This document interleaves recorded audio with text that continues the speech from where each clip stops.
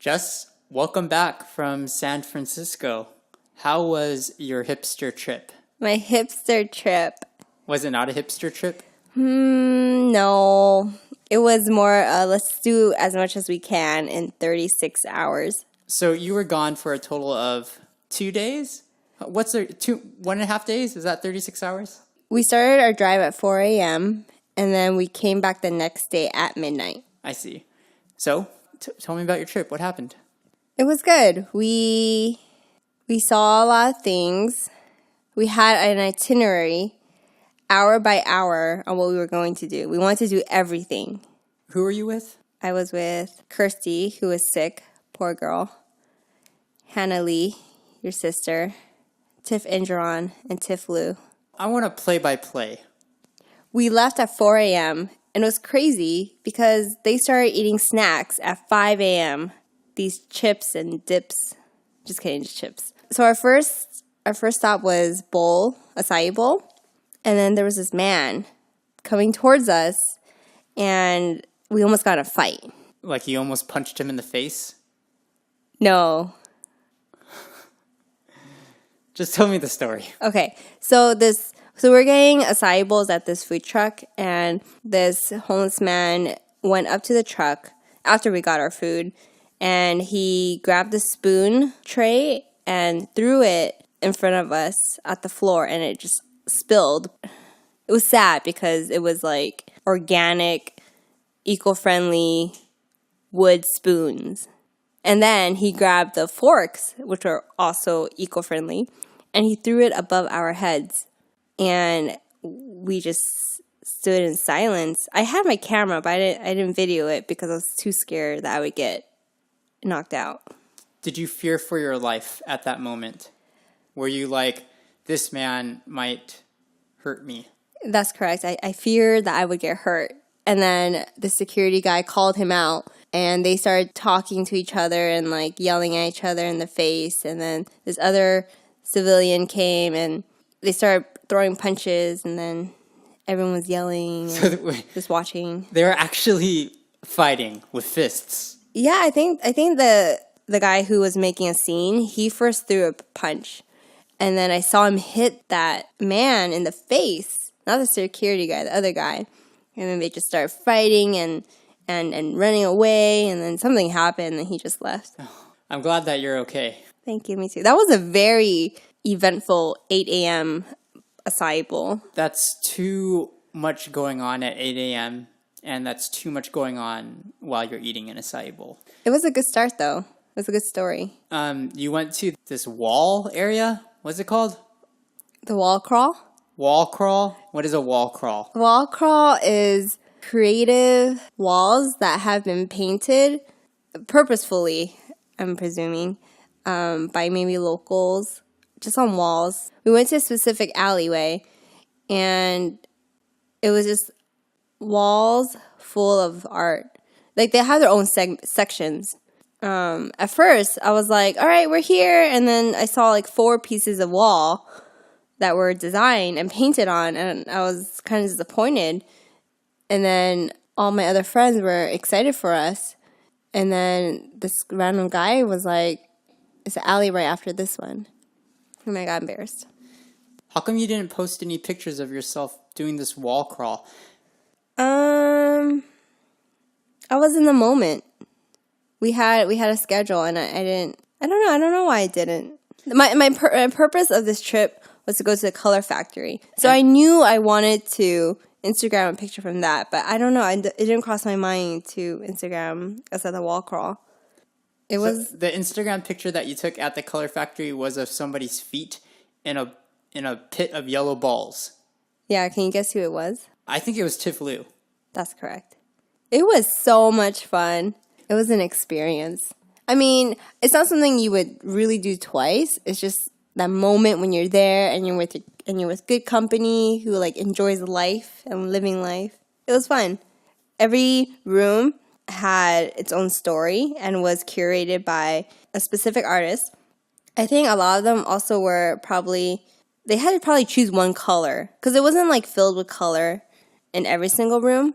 Like for one of them, we went to It had balloons from Geronimo, and it was sponsored by the Alaskan Airlines. And that room was just full of balloons. And then the one that you saw on my Instagram with the yellow pit balls. It was a really big ball pin. How many hours did you spend at this place? We spent 2 hours there. They said it normally takes 1 hour to do everything, but we took our time. When they told us, once you go to a room, you cannot go back to the previous room. So we took that comment very seriously. So do you think that without Instagram, without social media, would the place still be fun? Yes. It's not all about Instagram. It's not all about showing other people what we do. I thought it was all about Instagram, taking pictures of yourself to show that you were at that place and to have some type of creative thing on your feed. I mean, I guess, yeah, that's part of it, but that's not why I'm there. You think that's why I went? I don't know. That's a bold statement right there. Is it basic to go to the Color Factory and to post a picture at the Color Factory? No, I was legitimately excited to go, and I really wanted to go to Color Factory that I gathered my friends, and we all took an SF trip from LA. Here's the thing. I agree with you. I think that there's this disdain, this uncoolness. No, I get it. If we were 16 or if we were the head social media people of like a big company, like some artistic company, then yeah, it's all about Instagramming those moments. But this is like pure fun. Yeah. I guess what I'm trying to say is that, like, even if something might be a basic picture, I think you should still do it if you want to do it. Like, that shouldn't stop you from putting it on your feed. Like, a picture in front of the castle at Disneyland. Yeah, it might be basic, but you should still do it if you want to do it. I might do it. This is a big conversation we're having. Is it too early? Yeah, it's kind of weird because I don't really want to talk about why Instagram is a thing. It's just uncool to talk about Instagram like this. It's just do whatever you want to do. That's what I'm doing. You know who does not use Instagram? Ed and Al. Our friends Ed and Al do not use Instagram. And I failed to take a picture of them with us at the piano concert that we went to. Therefore, it may not have happened because you have no proof. No, I wrote about this before. Even though you didn't Instagram it, it still happened. I know it happened. You know it happened. Ed and Al know it happened. God knows it happened. It happened. Not even just Instagram, just any photo. How did you like that piano concert? We watched a classical. Was it classical? Grace Chung, classical pianist. We went to this free concert, which was free. They asked for donations, but yeah. But it was free. Yeah. I enjoyed it. I didn't really know what classical music really is. So sitting there for an hour, just listening to her playing piano, it was nice. I did not fall asleep, surprisingly. You know, I think that it takes extreme effort and concentration for the pianist because she's performing the piece, she's playing the piece, she has it memorized, she's thinking it through, putting all her emotions into it. But it also takes effort and concentration for the audience because you have to sit there, listen, follow along and watch and go on this musical journey with her. That's true. And it's not accompanied by like a video or like a movie, you know? Right. It's just purely her. You have to really enjoy and reflect on that music. And it's not like a rock show where there's lights, where you're like clapping and singing along. No, we were like at a church NPR, like a small NPR. But you enjoyed it. I enjoyed it. Will I call it a date night? No, not because we went with other people, but even if it was just us two, I wouldn't call it a date night. I think it was a successful date night. Thanks for taking me on a date night. You took me to Mickey's Halloween party recently. I did that. That is a date night. I enjoyed that. We went to Disneyland. Disneyland puts on this Halloween event on select nights in September and October. And it's a Halloween party. You can go around and go trick-or-treating. You can go to these candy stations that they place around the park, and you get a lot of candy. They also have different characters out, different villains. We saw this parade that highlighted different Disney villains, and you get to see a lot of people show up, and they come dressed in Halloween costumes. Yeah, that was fun, just seeing other people dress up. And knowing that the parade was exclusive for the event made it special. We did this thing called Disney bounding. Disney bounding is when you dress up not as a character, but you dress up with the colors of the character that you're trying to represent. Yes. So I asked you what you wanted to dress up as. I wanted to be fun. I wanted to be fun and clever. But in the end, we just decided to do Disney bounding and go with simple and Classic.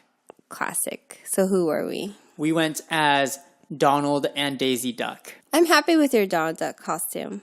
I'm happy with it too. We had to buy you white pants. I now have white pants. And where are they from? Forever 21. That's correct. Women's skinny jeans.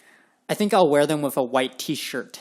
You know, I used to wear white pants, and at that time I thought it was like too much for me. I never wore white pants with you. We weren't dating yet. What? Not too much for me. It was just too much, I think, in that time. But now that we're married and like I've seen you in white pants, I'm thinking, yeah, you can pull it off. So you're telling me that my style was more evolved than what you could have handled at the time. Yeah, because at that time, I was also younger. So my mind was different. Like, You weren't open to white pants. I was not. You were open to narrow-minded. white pants. Okay, oh, you know why? Because you wore white pants. Okay, because we did go to Disneyland one time before we started dating. I think you wore white pants and this old school blue collared jersey shirt. It just didn't look good together. So you judged me based on the clothes that I wore. Anyway, let's go back to Disney bounding. I thought Daisy was fun to play or fun to dress up as, but she's just really girly, you know, and I didn't feel super comfortable, but knowing that it was like a one night thing and it was like a Halloween event, it was fun. You bought a shirt to be Daisy Duck. I did. You bought yourself a pink shirt. I will wear it again, though. I think we did well at our Disney bounding. I'm actually pretty proud of our Disney bounding. Someone thought I was that cat. From the Aristocats. What's her name? I forget her name. Yeah, but I could see that. Yeah, it's a similar look. Yeah, it was clever that she thought I was her. I would give our date night to Disneyland an A, and I would give our Disney bounding an A. And we went to Blue Bayou so we can get reserved seating for the parade. But then the best part is at the end, they gave us these colored lanyards that lit up, and they gave us 2 big bags of candy. So not only did we get candy from the trick-or-treat lines, but we got candy from the restaurant. There's so much candy. It's a lot of candy. We have those Costco white bag full of candy. It's a lot of candy. October is a fun month for us. Not only is it Halloween, but it's also Pastor's Appreciation Month at church. But also, for Halloween, we don't really do anything for Halloween. It just happens to... I'm sorry. Go ahead. You make it sound like we do something for Halloween. What? October? Yeah. No, it's not necessarily that you have to do something. It's just kind of there. It's a holiday that's there. I agree. We don't do anything for 4th of July, but it's still exciting because the holiday is there. Yeah, you're right. I'm sorry. It's just the way that you first said it. It sounded like... You want to talk about Pastor's Appreciation Month? Not really. There's nothing to say about it. Except we appreciate our pastors. So I noticed on Sunday you tried to do something different when you were leading music for the English service. Towards the end of one of the songs, I think you said, "Clap with me, church." And then you started clapping above your head.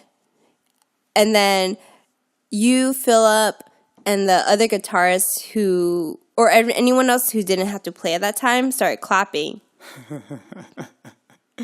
Did it look silly? It looked silly.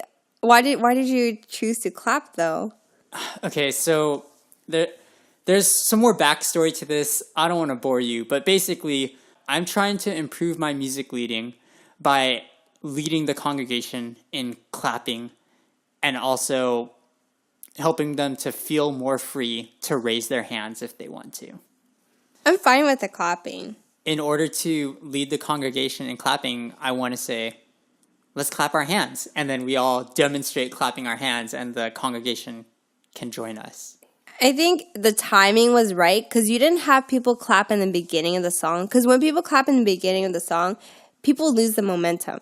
But you clap towards the end where everyone still clapped until the end of the song because they didn't have to clap for a really long time. So I thought that was really good. Thanks. It was very well done.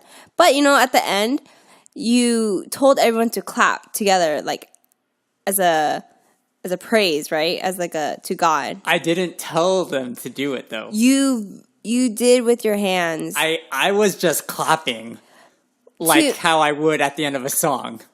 But you did it sarcastically in my eyes. What do you mean sarcastically? I can't. I wish what? I can show you right now, but no one else can see. Explain to me what you mean by sarcastically clapping. So hands. You hunched over and then you extended your hands out and you started clapping while your head was down. And you gave this impression with your face as if you're saying, okay, let's clap now. Is that wrong? I think it's okay to lead the congregation to clap their hands at the end, like applauding clapping. But I think the way you did it, to me, I know that's how you are. But at the same time, it could seem a little bit sarcastic. And I think you can work on that. So what do you think is worse? Doing that and attempting to have the congregation clap at the end, or just not doing that and risking awkward silence after the end of a song? You should have them clap at the end, but just be cool. You just have to be cool. Just stand there and just like clap. You don't have to like nod your head or like kind of affirm everyone like yeah. You just gotta clap. So you exaggerate your emotions a lot. I noticed that too. What do you mean? What do you mean I exaggerate my emotions? You exaggerate your hand expressions. On stage. I think, you know what? I think in clapping in general. Because when people do something, you would clap super loud and you would look at me as if it was very sarcastic, like sarcastically. Or you're trying to make a scene about yourself. It's not about you. It's not about me. We'll work on that after this. Here's a question. I told my music team that when we sing In Christ Alone, I might raise my hands. Now, I know that your outside actions shouldn't just be forced, like you want your actions to stem from your heart. But when I tell my music team, hey, I might raise my hands, is that like telling them basically, hey, I'm planning to raise my hands, guys? And is that wrong? To plan to raise your hands during a song? That's a tough one. But I agree, it is a heart thing. I believe you when you do things because I know it's from the heart. But I think just outwardly, it just doesn't seem. But I don't have an answer to your question. I might have to ask people about that. Yeah, ask that. It's hard to say. I think people would say it's fine, but I don't know why it's fine. I think maybe because you're the leader and you're leading. There's a lot of questions that I need answered. You did a FAQ about Snowciety recently on your blog. Do you want to talk about that on this podcast? I mean, there are restaurant questions and they're very detailed. I'm glad you think they're detailed. I don't think they're too detailed. I mean, I think they give a good picture of what it's like to run Snowciety. Oh, thanks. I'm looking forward to posting more about Snowciety. I want to blog about it to just kind of have a record and an archive for ourselves. I think that when Snowciety is done, we'll have a lot more stories to share. That is so true. I am so ready to share all of our stories. There's a new boba and fried chicken place that I really like. It's in the 168 market. And I guess this continues our boba tour. That's true. Do you know the name of this place? I don't know. I think it's called BBQ Chicken. I think it is too. It's just called BBQ Chicken. And let me say, that chicken is so good. It's so simple. It's super simple. Like, you can't specify if you want it spicy or not, or like crispy or not. You just, do you want wings? Do you want the thigh? Do you want the breast? And that's it. I wonder if it's just like any typical Ralph's or Vaughn's chicken. No. But it's just like they just make it seem as if like, oh yeah, this is different. That's definitely not, because every time we're there, I see this guy in the back. Like, You think he's frying the chicken? he's not frying it yet. He is dipping the chicken in the batter. If you saw, okay. For some reason, I had this image of a live chicken being put into a batter. No, that's how they do it. No, the chicken's not live, and he put him into the batter. Yeah, I know, that's gross. If you saw like live chickens and you saw him butcher the chicken, so sad. would you still want to eat it? No. Okay, let's talk about this boba. So I tried one of the green teas with boba, and I enjoyed it. But you love, what was that drink? It's just their normal milk tea with boba. And it's funny because it's like mini boba. It's true, but I'm starting to enjoy it. They don't call it mini boba, they just say boba. I still have yet to try this boba milk tea, the It's regular. good. Wait, no, you've had... Oh, no, you haven't. It's because I've been sick. So Right. I haven't tried anything. I haven't had any boba since I was sick. I just had no craving. Well, when's the next time you're going to have boba? Well, I got better today, so tomorrow. Although I did get boba today. You went to... Do you want to say it? Do you want to tell everyone? You went to the boba shop that will not be named. The first sip, I enjoyed it. We're not going to talk about Okay. this shop. Aaron's bitter. It's okay. I get bitter about a lot of things, but I can't share that yet. It's too much.